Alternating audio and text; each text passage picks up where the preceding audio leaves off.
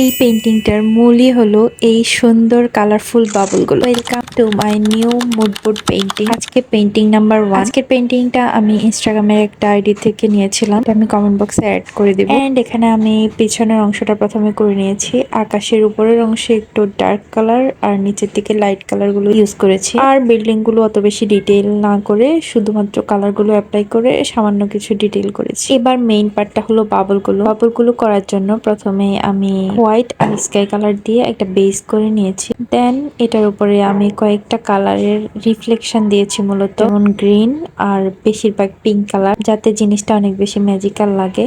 এগুলো আস্তে ধীরে ব্লেন্ড করতে হবে, কিছু কিছু জায়গায় ব্লেন্ড না করলে জিনিসটা আরো বেশি রিয়েলিস্টিক মনে হয়। আর যে অংশগুলো গ্লো করছে মূলত ওইখানে আগে একটু সামান্য হলুদ কালার দিয়ে দেন আমি হোয়াইট কালার দিয়ে। তো এই তো আজকের পেন্টিংটা তোমাদের কাছে কেমন লাগলো জানাতে ভুলো না। নেক্সটটা দেখতে হলে কিন্তু ফলো দিয়ে রাখতে পারো।